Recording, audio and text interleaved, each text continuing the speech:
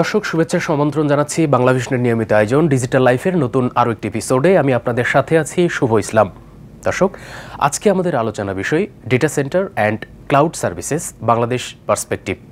আর এই বিষয় নিয়ে কথা বলার জন্য আজকে আমরা স্টুডিওতে আমন্ত্রণ জানিয়েছি Mohammad Al Fuad, chief marketing officer Colocity limited. কেমন আছেন? আলহামদুলিল্লাহ ভালো। শুভ, থ্যাংক ইউ ইনভাইট করার জন্য। ফুয়াদ ভাই, প্রথমেই আমরা আপনার কাছে একটু জানতে চাই, আমরা এখন দেখছি যে আগের 5 বছর বা 10 বছরের তুলনায় বর্তমান বাংলাদেশে মার্কেটে কিন্তু আমাদের নেটিভ যে ক্লাউড প্লেয়ার ও ডেটা সেন্টার প্লেয়ার বলি ইমার্জিং। সো ফার্স্ট আপনি আমাদেরকে জানাবেন এই মুহূর্তে আসলে বাংলাদেশের মার্কেট পরিস্থিতিটা কি? ওকে, আমরা হয়তো লাস্ট কাপল অফ ইয়ার্স ধরে কয়েকটা ডিজাস্টার দেখেছি। যেমন সবচেয়ে বড় চ্যালেঞ্জ ছিল ইনফ্রাস্ট্রাকচারের লিমিটেশনস। ইনফ্রাস্ট্রাকচারের মধ্যে কয়েকটা পার্ট আছে, তার মধ্যে একটা সবচেয়ে মেজর পার্ট হচ্ছে ইলেকট্রিসিটি।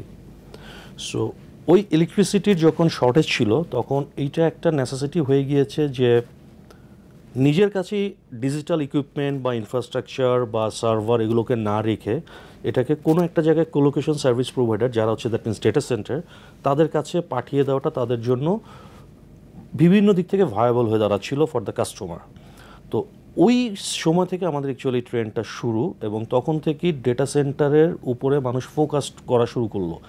এর আগে আমাদের দেশের যেটা ছিল যে সমস্ত আইটি ইঞ্জিনিয়ার থেকে শুরু করে যারা ওনাররা পর্যন্ত, যে একটা ইন্ডাস্ট্রির ওনার যে তারাও ফিল করতো যে না, আমার ইকুইপমেন্ট আমার কাছে থাকবে কারণ আমার ডেটা চুরি হয়ে যাবে। এই কনসেপ্টটা আগে ছিল। তো যখন বিভিন্ন ইনফ্রাস্ট্রাকচার লেভেলের লিমিটেশনগুলো আসা শুরু করলো এবং দেখলো যে আসলে ডেটা সিকিউরিটিটার জন্য যে আমার কাছে থাকলেই যে data will be secure, is not like that. So তখন তারা আস্তে আস্তে ডেটা সেন্টারের দিকে যাওয়া শুরু করলো। ওই ডেটা সেন্টারে তারা কী করছে, কোলোকেশন করছে তাদের সার্ভার নিয়ে। এরপরে আসলো হচ্ছে ডলারের অনেক ইনফ্লেশন আসলো আমাদের দেশে। তো দেখা গেল যে আমি একটা সার্ভার কিনবো, আগে একটা সার্ভার কিনতাম হয়তো 5 লাখ টাকা দিয়ে, সেই সার্ভারটা এখন আমাকে কিনতে হচ্ছে 8, 9, 10 লাখ টাকা দিয়ে বা আরও বেশি, সেম কনফিগারেশন সেম স্ট্রাকচারে। তো এই জন্য কী হলো যে হার্ডওয়্যার যে বাইং যে আগের ক্যাপাসিটিটা ছিল সেটাকে তারা সবাই রিডিউস করে ফেলছে, যে আমরা আর হার্ডওয়্যার কিনবো না। কারণ হার্ডওয়্যার কিনলেই তো না, হার্ডওয়্যারটার মেনটেনেন্স করতে হয়, হার্ডওয়্যারের অ্যাক্সেসরিজের জন্য তাকে সাপোর্ট নিতে হয় বা অ্যাক্সেসরিজ কিনতে হয়। যে কোনো সার্ভারে সবচেয়ে বেশি লাগে হচ্ছে র্যাম, সবচেয়ে বেশি লাগে হার্ড ডিস্ক। সো হিউজ পরিমাণে এগুলো কিনতে হয়। তো এটা খুব ইজি না টু পারচেস, কারণ এগুলোকে রেডিও স্টক রাখে না। তো অর্ডার প্লেস করে এটা আনা যে টাইম ফ্রেমটা, তারপর হচ্ছে ডলারের যে রেটটা, সব কিছু মিলিয়ে এটা একটু ঊর্ধ্বমুখী ছিল। তো তখন রিসেন্টলি যেটা হয়েছে যে একটু ক্লাউডের প্রতি সবার একটা ইন্টারেস্ট চলে আসলো, যে ঠিক আছে আমি আর হার্ডওয়্যার ম্যানেজ করব না, আমি ইনফ্রাস্ট্রাকচার ম্যানেজ করব না। সো যারা ক্লাউড দিচ্ছে তাদের কাছে চলে যাওয়া। তো এই দুটো নেসেসিটির কারণে বাংলাদেশে এখন ডেটা সেন্টার কোলোকেশন, যদি আমরা বলি, মানে ডেটা সেন্টার না বলে আমরা যদি কোলোকেশন সেন্টার বলি, কোলোকেশন প্রোভাইডার, সার্ভিস প্রোভাইডার এবং হচ্ছে ক্লাউড ইনফ্রাস্ট্রাকচারের রিকোয়ারমেন্ট আসলেও অনেক বেড়ে গিয়েছে। যে আসলে বাংলাদেশের এই মুহূর্তে মার্কেট সাইজটা কেমন, সেটা ডেটা সেন্টার অর ক্লাউডে এরকম কোনো পরিসংখ্যান আছে কিনা বা আপনারা দেখেছেন কিনা? সরকারিভাবে কয়েকটা গেজেটে অনেক সময় এক এক ধরনের এক একটা পরিসংখ্যান এসেছে। বলবো না যে ওগুলো নট ভ্যালিড, কিছুটা ইনভ্যালিড। সো যেখানে সবসময় মার্কেট সাইজ আমরা বলছি যে $7 মিলিয়ন একটা market size, data market size. So আমরাও ওটাকে ধরে নিচ্ছি যে হ্যাঁ 7 million. So following that 7 million, বাংলাদেশে আমরা সবাই এখন ক্লাউড ইনফ্রাস্ট্রাকচার দিকে যাচ্ছি। বাংলাদেশে আগে খুব একটা ক্লাউড নিয়ে কথা হতো না। এখন দেখেন, আপনি যেমন একটা প্রোগ্রাম করছেন শুধু ক্লাউডের উপর বেস করে, যে ক্লাউডের কী অবস্থা, এবং গভর্নমেন্টও রাইট নাও একটু ফোকাসড, তারাও ক্লাউডের বিভিন্ন গাইডলাইনের উপরে কাজ করার চেষ্টা করতেছে, যে ডেটা গাইডলাইন যেটাকে বলে ডেটা কমপ্লায়েন্স। যে আসলে বাংলাদেশি প্রতিষ্ঠান প্রধানরা বা এজ এ বাংলাদেশ হিসেবে আমরা কেন বাংলাদেশের প্রতিষ্ঠানগুলোকে পছন্দ করছি না, বিশেষ করে ক্লাউড পরিষেবার ক্ষেত্রে আমরা বাইরে যাচ্ছি কেন, কি কারণটা আপনি দেখেন? এটা অ্যাকচুয়ালি সুন্দর সুন্দর কিছু মানে কাহিনী আছে।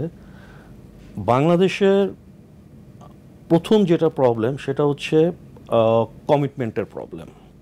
সো যারা ক্লাউড অপারেশনে আছে বা যারা সার্ভিস প্রোভাইডারে আছে, অ্যাকচুয়ালি ক্লাউডটা কী, 10-12টা 20টা 25টা 50টা সার্ভারকে একত্র করে কোনো একটা ক্লাউড প্ল্যাটফর্ম, অনেক ফ্রি পাওয়া যায় মার্কেটে, ফ্রি ক্লাউড প্ল্যাটফর্ম পাওয়া যায়, এগুলোকে অনেকে বসিয়ে অনেকভাবে অনেক রকমের ক্লাউড তৈরি করে মার্কেটে এতদিন অপারেশন চালাচ্ছিল। তো ওখানে দেখা গেছে যে ট্রাস্ট লেভেল বলি, মানে ডেটা আমি বলবো না যে ডেটা চুরি হচ্ছে, আমি বলবো যে ট্রাস্ট লেভেল হচ্ছে টু গেট দ্য ডেটা, মানে ডেটা হাই অ্যাভেলেবিলিটি যেটাকে আমরা বুঝি, যে আমি চাওয়া মাত্র আমার ডেটা আমার সিস্টেম ডাউন হচ্ছে না, বা ওকে ডাউন হলো এটা একটা নির্দিষ্ট আপ টাইমের একটা টাইম ফ্রেম থাকবে যে 8 ঘন্টা 10 ঘন্টা 12 ঘন্টা, that is call commitment. So এই কমিটমেন্টটা প্রপারলি মিট হচ্ছে না, যার কারণে বাংলাদেশে যেসব ক্লাউড ইনফ্রাস্ট্রাকচার যারা অপারেট করছে অনেকের উপরে অনেকের ট্রাস্ট আগে ছিল না। তো যার কারণে যারা প্রথম দিককে বাংলাদেশের ক্লাউড মার্কেটটা ডেভেলপ হওয়ার আগে সবাই তখন দেখছে যে AWS, যেটা হচ্ছে অ্যামাজনের ওয়েব সার্ভিস, তারপর হচ্ছে মাইক্রোসফটের অ্যাজিউর, গুগলের GCP, এই ক্লাউডগুলো তখন renowned world wide because they have a lots of marketing budget. ওদেরও যেহেতু they are the giant in the world, so তাদেরও মার্কেটিং বাজেট থেকে শুরু করে প্রমোশন অনেক বেশি থাকে। সো টু সাম এক্সটেন্স এটা হচ্ছে ফিনান্সিয়ালি ভায়াবল হয়ে দাঁড়ায়।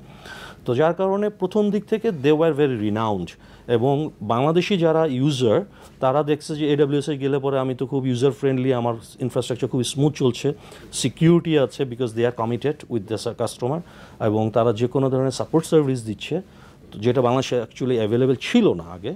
তো যার কারণে ইন্টারন্যাশনাল মার্কেটে যারা আছে, মাইক্রোসফট অ্যাজিউর বলি বা AWS বলি বা আমরা গুগলকে বলি বা ডিজিটাল ওশেন বলি, তারপর এদের কাছে সবাই অ্যাকচুয়ালি তখন আগেই চলে গেছে। এখন কি এই সিনারিওটা কি চেঞ্জ হয়েছে কিনা? আগে হয়তো আমরা গ্লোবালি রিনাউন্ড প্রতিষ্ঠানের কাছ থেকে সেবা নিতাম বাংলাদেশিরা বিশেষ করে, এখনও কি নিচ্ছি নাকি আসলে এর শতাংশটা নিচে নেমে এসেছে?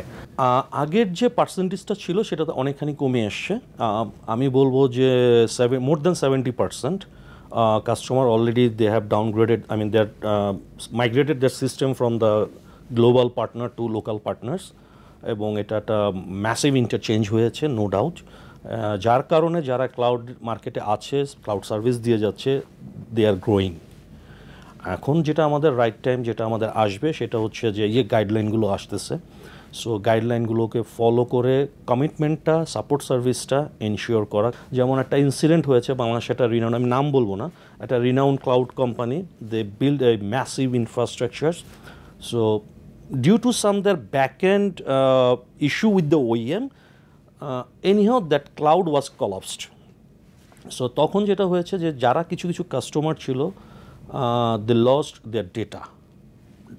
Cloud concept is not like that. আমার ইনফ্রাস্ট্রাকচার collapse করেছে, যখন এটা আপ হবে তখন আমার ডেটা আবার রিট্রিভ হবে automatically, that is the actual cloud computing.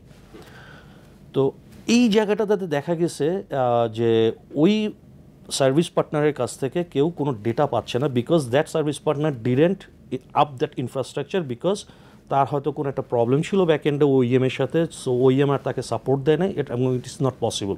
Without OEM help এই ধরনেরগুলো প্রবলেম নাই, যার জন্য এই যে একটা কথা বলেছিলেন যে রিনাউন্ড কোম্পানিগুলোর কাছে কেন যায়, সো রিনাউন্ড OEM এর সাথে বা রিনাউন্ড পার্টনারের সাথে কাজ করার একটা বেনিফিট হচ্ছে they are committed with the industry. Okay, customer point of view থেকে যদি আপনার কাছে জানতে চাই যে একজন প্রতিষ্ঠান প্রধান বা প্রতিষ্ঠান কোন ধরনের ডেটা সেন্টার থেকে অথবা কোন ধরনের ক্লাউড প্রতিষ্ঠান থেকে আসলে সার্ভিস নেওয়ার জন্য তারা বেছে নেয় বা তারা ডিসিশন নেয়? এটা একটা সুন্দর প্রশ্ন। বাংলাদেশে এখনও আমরা যারা আছি, আমরা এখনও হচ্ছে প্রাইস সেন্সিটিভ।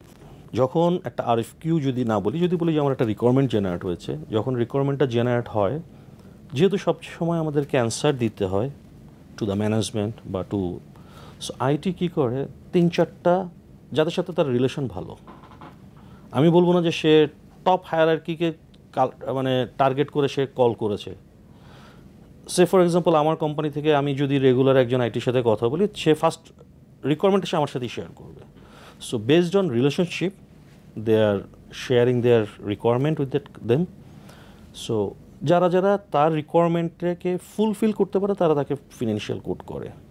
তো ওই পয়েন্ট অফ ভিউ থেকে যেসব কোম্পানিগুলো এখন অপারেট করছে ডাটা সেন্টার বা ক্লাউড নিয়ে অপারেশন করছে, যাদের সেলস টিমটা একটু বড়, তাদের reachability to the end customer একটু বড় বেশি, তো যার ফলে তারা একটু রিনাউন্ড হয়ে যাচ্ছে মার্কেটে। তো ডেফিনেটলি IT তখন তাদেরকে ডাক দেয়, তো ডাক দেওয়ার পরে তারা তখন কম্প্যারিজন করে, সিএস করার পরে সবাই তো ওই যে আমি বললাম একটা কথা যে মার্কেটিংয়ে আমাদেরকে একটু অ্যাডভান্স হতে হবে, যে no more vague terms, use the right one. Maybe all customers is not my customer. তো এইবার হচ্ছে কাস্টমার পয়েন্ট অফ ভিউ থেকে সে যখন তার ভেন্ডরকে চুজ করে, তো ফার্স্টই সে প্রাইসটাকে দেখে। এটা এখনও মানে স্যাড বাট ট্রুথ। তো ওই প্রাইসটা দেখে তারা যদি দেখে যে একটা XYZ কোম্পানি যে হয়তো অত রেপুটেড না, বাট প্রাইসটা কম, হয়তো তার ইনফ্রাস্ট্রাকচারটা অত হাইলি কোয়ালিফাইড বা ইকুইপড না। কারণ ক্লাউড হচ্ছে আপনি যে কোনোভাবেই ক্লাউড করতে পারেন। সে ফর এক্সাম্পল VMware দিয়ে আপনি এটা ক্লাউড করতে পারবেন। লিনাক্স কার্নাল, লিনাক্সে ফ্রি সফটওয়্যার আছে KVM বলে আর কি, লিনাক্স KVM দিয়ে আপনি এটা ক্লাউড করতে পারবেন। ক্লাউড, দোজ আর ক্লাউড, এবং those will serve your purpose. সে কতটুকু সিকিউরিটি এনশিওর করবে, সে কতটুকু ফ্লেক্সিবিলিটি বা ফ্যাসিলিটি আপনাকে দিবে, এটা তো আপনি ইউজ করার পর বুঝতে পারবেন, তার আগে না। তো দেখা যাবে যে ছোটো যে জাস্ট করলো আর কি স্টার্ট আপ বিজনেসে, তারটা প্রাইস কম, ফাইন, তারটা কনসিডার রাখলো। এখন তার ওই যে IT পার্সন বা যে থাকে তার তো প্রেফার থাকে, সে ফর আমি গিয়েছি আমার সাথে ভালো রেপো, ভাই আপনার কাছ থেকে নিতে চাই, এই প্রাইসটা ম্যাচ করে দেন। First question, he didn't compare the quality. সে যদি আমি তখন ফাইট করতে হয়। সো ওই যে একটা ট্রিক আপনি যে কোশ্চেনটা করছেন, ইট ওয়াজ এ ভেরি, যে কাস্টমাররা কাদেরকে চুজ করে, যার সাথে রিলেশনশিপ ভালো, যে একটু প্রাইসে তাকে বেনিফিট দিচ্ছে। সার্ভিস প্রোভাইড যারা করছে, বিশেষ করে বাংলাদেশের ডেটা সেন্টার এবং ক্লাউড সার্ভিস যারা প্রোভাইড করছে, তাদের পার্সপেক্টিভ থেকে যদি একটু জানতে চাই, যে বিশেষ করে এখন কাস্টমারদের সাথে আমরা এর আগেও আমার ব্যক্তিগতভাবে সুযোগ হয়েছে বিভিন্ন কাস্টমারের সাথে সরাসরি কথা বলার, এবং এটাও সুযোগ হয়েছে যারা সার্ভিস প্রোভাইড করছেন তাদের সাথেও কথা বলার। সে আমি উভয়ের মাঝেই একটা জিনিস দেখেছি এবং অনেকেই সেটা স্বীকার করেন, সেটা হচ্ছে যে ওই যে ট্রাস্টের যে গ্যাপটা, আসলে এটা কমছে কিনা বাংলাদেশের পার্সপেক্টিভ, আপনি কি মনে করেন? ট্রাস্টের যেটা কিছুটা আস্তে আস্তে কমেছে, বাট এখনও না। কারণ আমি একটু বলি, যেমন রিসেন্টলি যেটা একটা ইনসিডেন্ট হলো কিছুদিন আগে, যে গণ অভ্যুত্থান হলো, তখন আমরা ফিল করেছি সারা বাংলাদেশ ওয়াজ ব্ল্যাক আউট, মানে ইন্টারনেট ছিল না, কানেক্টিভিটি ছিল না। তো এখানে যেটা হয়েছে, কাস্টমার ওয়্যার ফেসেস চ্যালেঞ্জ। এখন যারা IX-এর উপরে অপারেট করে তার ক্লাউডটাকে লাইভ রেখেছে, হয়তো কিছু কিছু ক্ষেত্রে সেই ক্লাউডগুলো, যেমন দেখেছেন যে আমরা লাস্টের দিকে আমরা পেয়েছি যে নগদের পোর্টাল লাইভ পাওয়া গেছে বা বিকাশের পোর্টাল লাইভ পাওয়া গেছে, সো টাকা ট্রানজ্যাকশন করা গিয়েছে। সো তার পরবর্তীতে বাংলাদেশ ব্যাংক একটা গাইডলাইন দিয়েছে যে MFS-এর জন্য, যে how to ensure the app on the IX internal exchange. So এটা একটা মানে ইনস্ট্রাকশন আসে যেটা বিল্ড করার জন্য।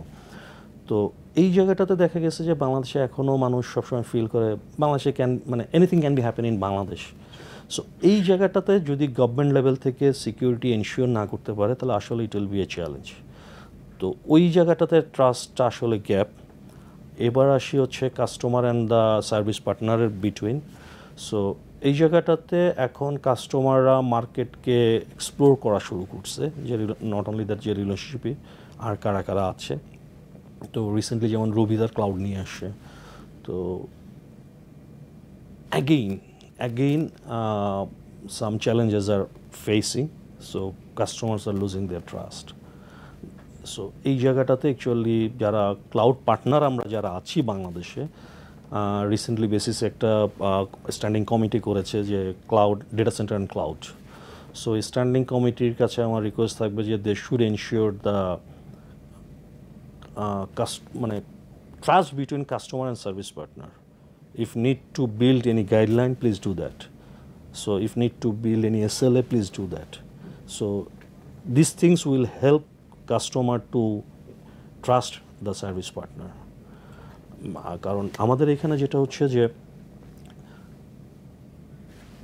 কাস্টমারকে একটা ক্লাউডের একটা অ্যাক্সেস দেওয়ার পরে আমরা দেখি যে ওই অ্যাক্সেসটা আমার যে সিস্টেম অ্যাডমিন তার কাছে থাকে, অনেক সময় সে ওইটাকে অ্যাক্সেস করতে পারে। This is the vulnerability.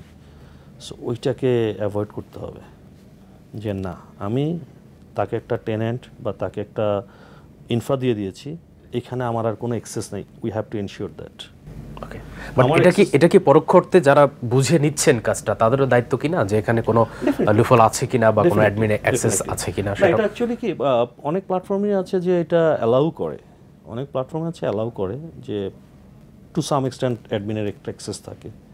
হ্যাঁ, তো এই জিনিসগুলো অনেক সময় একটু, যে ওই যে আমি বললাম না প্রথমেই স্টার্টিং আজকের প্রোগ্রামের, যে বাংলাদেশের মানুষ আগে প্রিফার করতো আমার data should be with me, তাহলে এটা চুরি হবে না। ওই জিনিসগুলো আসলে এখনও আমাদের মাথা থেকে যায়নি।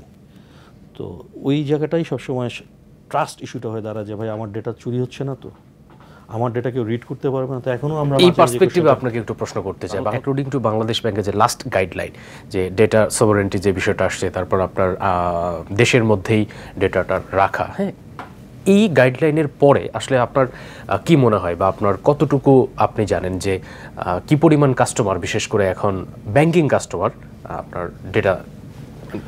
না, ব্যাংকিং কাস্টমার অ্যাকচুয়ালি ব্যাংকিং যদি আমরা বলি ফিনটেক ইন্ডাস্ট্রি, ফিনটেক ইন্ডাস্ট্রি কখনোই দেশের বাইরে ছিল না। অল্প অল্প কিছু যাদেরকে পরে ফিনটেক ইন্ডাস্ট্রির মধ্যে ধরা, যেমন Pathao, there is a transactions, financial transactions. So পাঠাওকে বলা হয়েছে তুমি তোমার ফিনটেক রিলেটেড যেগুলো ফিনান্সিয়াল, মানে যেগুলো হচ্ছে খুব concern data, that should be hosted in Bangladesh. So এরকম যারা আছে তাদেরকে বাংলাদেশে হোস্ট করতে বাধ্য করা হয়েছে। আর ব্যাঙ্কগুলোকে যদি আমরা চিন্তা করি বা এমএফএসগুলোকে যদি চিন্তা করি, তারা প্রথম থেকেই বাংলাদেশের ভিতরেই তারা অপারেশন করছে। এছাড়া আর কি ডেটা আছে? সো বাংলাদেশ ডেটা সিকিউরিটি গাইডলাইনে বলা হচ্ছে সংবেদনশীল ডেটা, এটা ক্লাসিফিকেশনটা নাই, হুইচ ডেটাস আর সংবেদনশীল। সে ফর আমার আইডেন্টিটি, আমার এনআইডি, দ্যাট ইজ আমার আইডেন্টিটি। সো আমার আইডি কার্ডের information shouldn't B host in the outside, এটা বাংলাদেশে হোস্ট হতে হবে। সো এই ধরনের যদি ক্লাসিফাইড করে দেয় যে এই ডেটা, সে ফর আমার একটা কোম্পানি আছে, আমার কোম্পানিতে আমি পুরোটাই অটোমেটেড ডিজিটাল প্ল্যাটফর্ম, এখন ওইখানে আমার একটা অ্যাকাউন্টসের মডিউল আছে, এইটা যদি বলে যে অ্যাকাউন্টস মডিউল ইজ দ্য সংবেদনশীল ডাটা, এটা বেড়ে যেতে পারবে না। ওইখানে এইচআরের একটা লিস্ট আছে, এইচআর এটা বাইরে যেতে পারবে না। এই ধরনের যদি ক্লাসিফিকেশনটা করে, then people will understand actually কোনটা তার রুলসের বাইরে এবং কোনটা রুলসের ভিতরে। তখন গিয়ে দেখা যাবে যে অনেক ডেটা ইনফ্রাস্ট্রাকচার বাংলাদেশে চলে আসবে। আচ্ছা, আপনার কাছে আরেকটা বিষয় আমি জানতে চাই যে বিশেষ করে এখন আমাদের নেটিভ যে সার্ভিস প্রোভাইডাররা আছে, যেটা ডেটা সেন্টার অথবা ক্লাউড সার্ভিস যেটাই হোক, পাশাপাশি ইন্টারন্যাশনাল প্লেয়াররাও কিন্তু বাংলাদেশে কাজ করছে। আচ্ছা, আপনি কি এমন কোনো অপরচুনিটি দেখেন যে আসলে সার্ভিস প্রদানের ক্ষেত্রে ন্যাশনাল এবং ইন্টারন্যাশনাল একটা বন্ডিং হতে পারে? হ্যাঁ, অবশ্যই। আমি always welcome the, because they will set the standard. আমরা যেমন প্রথমে বললাম না যে সবাই AWS-এ যাচ্ছে, জিসিপিতে যাচ্ছে, মাইক্রোসফট অ্যাজিউরে যাচ্ছে, because they set the standard in the industry, in the world, যে this is the call cloud infrastructure. Following their operations, people are set the guideline, এবং ওইটার উপরে বাকিরা বিল্ড করতেছে। সো সেই ক্ষেত্রে আমি বলবো হ্যাঁ, ইন্টারন্যাশনাল রিনাউন কোম্পানি যদি বাংলাদেশে আসে, definitely it will be help Bangladeshi people, Bangladeshi partner to grow. Because যখন ইন্টারন্যাশনাল কোনো প্রোভাইডার বাংলাদেশে অপারেট করবে, সে তার কাস্টমার নিয়ে চিন্তা করবে। সে যখন বাংলাদেশে অপারেশনে আসবে, সে বলবে আমি একটা উইং বাড়াচ্ছি, সো বাংলাদেশে সে একজন পার্টনার নিবে, সেই পার্টনার দায়িত্ব হবে তুমি এখান থেকে বিজনেস মানে আর্ন করো, ঠিক আছে, একটা চান্স যাবে তার কাছে, but he will ensure the platform and the commitment. So he will set the standard, এবং স্ট্যান্ডার্ড পারচেস করতে হবে বাংলাদেশে। Say for example, there is a lots of quality certifications, tier certifications. We have to purchase that. So ওইটা যদি আমি চিন্তা করি যে আমি স্ট্যান্ডার্ড পারচেস করতেছি, ইউ ক্যান ডু দ্যাট। যেমন মাইক্রোসফট অ্যাজিউর স্ট্যাক হাব বাংলাদেশে ডিপ্লয় হয়েছে। So what we didn't do anything. আমরা জাস্ট কী করেছি, আমি ওর স্ট্যান্ডার্ডটাকে পারচেস করেছি। Okay fine, you set the example in the world, তুমি এক্সপিরিয়েন্সড, তোমার উপর আর কেউ নাই। সো আমার দরকার নেই তোমার পিছনে রকেট সায়েন্স ইনভেস্ট করে আমি একটা ক্লাউড ডেভেলপ করি। Fine, I am ready to give you some payment in advance, give me your solutions. আমরা এটা বাংলাদেশে নিয়ে এসে গভর্নমেন্টের গাইডলাইন অনুযায়ী we are ensuring the data compliance. So এখানে যেটা হচ্ছে to some extents that commitment, যেহেতু আমি কমিটমেন্ট পারচেস করেছি, দ্যাটস কল AMC, সো ওই কমিটমেন্টের জন্য সে সাপোর্ট সার্ভিসও দিচ্ছে। So end customer will be feel confident, yes, if anything goes wrong with this company, at least their OEM, Microsoft is there, they will help us. Sure. We can raise the voice. So by using their tenant, they can create the ticket, Microsoft will help them. So this is called arrangement. তো এখানে তখন দেখা যাবে যে ট্রাস্টটা বেড়ে যাবে। তো আমি বলবো যে হ্যাঁ, ওই লেভেলের ট্রাস্ট কাস্টমার তখন ইজিলি আসবে যখন আমরা এই লেভেলের ইন্ডাস্ট্রিকে আমরা নিয়ে আসবো। ওভারঅল আমাদের ইন্ডাস্ট্রির জন্য একটা গাইডলাইন প্রয়োজন আছে কিনা, আপনি কি মনে করেন? যেহেতু বাংলাদেশে ডিজিটালাইজেশনটা ভেরি রিসেন্ট হওয়া, এখনও আমাদের ডেটা সাইজ অত বড় হয় নাই, এখন যেমন আমরা সবাই সাইবার সিকিউরিটি নিয়ে কাজ করছি, definitely it's a crucial part, কারণ একসময় আমাদের ডেটা ছিল না। আজ থেকে 5 বছর আগে কোনো কোম্পানিতে 5 জিবিও ডেটা ছিল না। এখন একটা কোম্পানিতে যাবেন, বলবে যে আমার 2 টিবি 5 টিবি ডেটা আছে, মেবি ইনক্লুডিং মেইল, মেবি তার ইআরপির ডেটা, সব কিছু মিলে তার 5 টিবি আছে বা 4 টিবি আছে। তো সেই কোম্পানিগুলো যেন আমার এই ডেটা আছে। তো এইসব জায়গাতে তখন দেখা যাবে যে ডেটা সিকিউরিটি এনশিওর করা একটা প্রায়োরিটি আছে। তো ডেটা সিকিউরিটি এনশিওর করা, এখন আমরা জানি না কোনটা ডেটারও ক্লাসিফিকেশন আছে। আমরা অনেক সময় বলি মেটা ডাটা, অনেক সময় বলি যে that is lots of classification, যে আমার ইআরপির ইনফরমেশন, ইআরপির ভিতরে অনেকে ইমেজ রাখে, আমার ইমেজ সেভ করা দরকার নেই। ইআরপির ভিতরে অনেক ধরনের লিঙ্ক রাখে, আমার এই লিঙ্ক রাখার দরকার নেই। So which my crucial data, এই জিনিসটা ডেটা ক্লাসিফিকেশন যেটা, এটা আইডেন্টিফাই করতে হবে, যেটা এখন ইন্টারন্যাশনাল ওইএম তারা এটা নিয়ে কাজ করছে, ডেটা সেগ্রিগেশনস, যে এই ডেটা তোমার আর্কাইভ করতে হবে, এই ডেটা অমুক জায়গায় ফেলে রাখো, এই ডেটা অমুক জায়গায় ফেলো, যেটা হচ্ছে স্টোরেজে এরা নিয়ে আসতেছে। স্পেশালি ডেলের কথা আমি বলবো, ডেলের এই ধরনের অনেকগুলো আছে। তো এই যে ডেটা প্রায়োরিটাইজ করে, এই যে কনসেপ্টটা, এটাকে এস্টাবলিশ করার জন্য ডেফিনেট একটা গাইডলাইন দরকার। তখন যেমন আপনি বললেন না যে কোন ডেটা বাইরে রাখবে কি রাখবে না, এই যে ক্লাসিফিকেশনটা যখন হবে যে হ্যাঁ you are allowed to keep this data outside, there is a no challenge. এখন ওই ডেটা যদি আমার জন্য, কোম্পানির জন্য, কাস্টমারের জন্য, হ্যাঁ আমার এটা খুব ক্রুশিয়াল ডেটা থাকে না, যেমন সে ফর এক্সাম্পল বাংলাদেশে এখন অনেকগুলো কোম্পানি আছে যাদের হচ্ছে অনেক ধরনের আর্কাইভ থাকে, সং থাকতে পারে, ভিডিও ইমেজ থাকতে পারে, ইমেজ থাকতে পারে। সো ওকে ফাইন, এগুলো ক্রুশিয়াল না, you can keep in the outside. তা আমি এটা সেফ ফিল, আচ্ছা আমি আমার এইগুলো আর্কাইভগুলো বাইরে রাখি, এটা আমার জন্য crucial, I can do that. So this is the actually classification. So overall data centre operation, data centre, তারপর হচ্ছে ক্লাউড ইনফ্রাস্ট্রাকচার এবং সাইবার সিকিউরিটি, এই তিনটে নিয়ে অ্যাকচুয়ালি একটা স্ট্যান্ডার্ড গাইডলাইন করা উচিত, যে গাইডলাইনের উপর বেসিস করে, যেমন সে ফর এক্সাম্পল আমি বলি, বাংলাদেশ ব্যাংকের একটা গাইডলাইন আছে। সো যখন একটা ব্যাংক ফর্ম করে তখন তাকে একটা গাইডলাইন ধরায় দেওয়া হয় যে তোমার ডেটা সেন্টারটা এই প্যারামিটারে, এই ক্যাটাগরির হতে হবে, তোমার ইনফ্রাস্ট্রাকচার লেভেলগুলো এরকম হতে হবে, তোমাকে এই সিকিউরিটি প্রোটোকলগুলো ইনশিওর করতে হবে, এবং তোমার কাস্টমাররা এইভাবে অ্যাক্সেস করবে, তোমার সিস্টেম অ্যাডমিনরা এইভাবে অ্যাক্সেস করবে, টপ সিস্টেম অ্যাডমিন যারা আছে তারা এইভাবে অ্যাক্সেস করবে। There is a lots of guideline. So এই যে গাইডলাইন, এইটা ইনশিওর করে ব্যাংকের সিকিউরিটি, যেটা বাংলাদেশ ব্যাংকের থেকে দিয়ে দিচ্ছে। এখন আমরা বাংলাদেশে কী করি, ওই ধরনের গাইডলাইনগুলোকে but this is not for the made for the মানে ইন্ডাস্ট্রি, মানে normal industry, this only community guideline. So Bangladesh bank থেকে ওইটা গাইডলাইন দেওয়া আছে। তারপর recently Bangladesh data centre company একটা ফর্ম হলো, তাদের এখান থেকে একটা ডেটা সেন্টারের একটা গাইডলাইন দেওয়া আছে। তো I think that guideline need to B updated, because ওইখানে জাস্ট আমার কাছে মনে হয়েছে যে কপি পেস্ট করে অনেক ধরনের ইনফরমেশন বসায় দেওয়া। আপটাইম কী বলছে সেইটা বসানো, I shouldn't follow the uptime. Uptime will ensure my design, যে হ্যাঁ তোমার design is accurate for the data centre as per your geographical presence. তুমি বাংলাদেশে আছো, বাংলাদেশ অনুযায়ী তোমার এই ডিজাইন ঠিক আছে। তো এই জিনিসগুলো অ্যাকচুয়ালি একটা স্ট্যান্ডার্ডাইজ করা উচিত ডেফিনেটলি, এবং উই উইল নট, এবং ওই গাইডলাইনে আমরা কোনো ওইএমকে ফলো করতে চাই না, যে ওইএম আমাকে বলে দিবে, কারণ ওইএমের একটা লিমিটেশন আছে। সে ফর ডেলের এক ধরনের লিমিটেশন থাকতে পারে, সিসকোর এক ধরনের থাকতে পারে, হুয়ার থাকতে পারে, জেটটির থাকতে পারে। তো গাইডলাইনগুলো কোনো ওইএম বেসড হওয়া উচিত না, it should be as per countries need, যে আমার দেশে কি দরকার, আমার দেশে কি রুলস, বেসড অন দ্যাট এই ধরনের ডেটা কমপ্লায়েন্সের গাইডলাইনটা করা উচিত।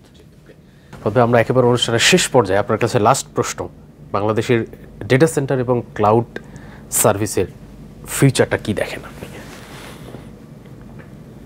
এটা খুব bright future, no doubt, it's a very bright future. কারণ বাংলাদেশে যেহেতু এখন আমাদের যে লোকাল যে কন্টেন্ট, এটাই এখন অনেক। সো লোকাল কন্টেন্টে যেমন কেন বললাম, কারণ most of the organisations are converting themselves বা migrating their whole work into the digital platform. So সবাই সফটওয়্যার ডিপ্লয় করছে এফিসিয়েন্সি বাড়ানোর জন্য। তো সফটওয়্যারগুলো হোস্ট কোথাও না কোথাও করতে হবে, ইদার ডেটা সেন্টার অথবা ক্লাউড। তো যাদের বড় বড় ইনফ্রাস্ট্রাকচার আছে তারা হয়তো কোলোকেশন করবে, মানে বিগ অর্গানাইজেশন যারা যারা স্মল ইন্ডাস্ট্রি তারা ঠিক আছে ক্লাউডে রাখবে, depends on that companies activities যে সে কোলোকেট করবে না ক্লাউডে রাখবে। তো যেহেতু এটা এখন আমরা কনভার্জিং, সো ডেফিনেটলি ফিউচারে ডেটা সেন্টার ক্লাউড দুটো এন্টিটিরই প্রচুর রিকোয়ারমেন্ট আছে, বিজনেস আছে। সো এখানে আমি বলবো কাস্টমার এবং সার্ভিস প্রোভাইডারদেরকে build the trust in between both of this মানে faculty I mean ecosystems and ensure the support service. তাহলে দেখা যাবে যে people will not migrate to the global cloud. They will bring whatever right now is there, that will be migrated inside the country. অনেক ধন্যবাদ ফদ ভাই আজকে আপনার মূল্যবান সময় থেকে সময় দিয়ে আমাদের সাথে স্টুডিওতে কথা বলার জন্য। আপনাকেও ধন্যবাদ, মানে আপনি আপনার এই প্রোগ্রামে আমাকে ইনভাইট করেছেন। আই ফিল প্রাউড যে না জানি না কতটুকু ইন্ডাস্ট্রিতে হেল্প সাপোর্ট দিতে পারবে information, but will try our level best to ensure the support service. Okay, ধন্যবাদ। Thank you. দর্শক, এতক্ষণ আমরা ডেটা সেন্টার এবং ক্লাউড সিকিউরিটি নিয়ে কথা বলছিলাম। আমাদের এই আলোচনাটি এতক্ষণ যারা শুনছেন, সেটা হতে পারে ক্লাউড সার্ভিস অথবা ডেটা সেন্টার সার্ভিস প্রোভাইডার, এবং যারা সেবা গ্রহণ করছেন বা গ্রহীতা, উভয়ই এই আলোচনাটি থেকে উপকৃত হবেন বলে আমরা প্রত্যাশা করছি। দর্শক, আজকে এ পর্যন্তই। পরবর্তীতে আবারও নতুন কোনো এপিসোড নিয়ে আপনাদের সামনে হাজির হব। সে পর্যন্ত ভালো থাকবেন, সুস্থ থাকবেন। আল্লাহ হাফেজ।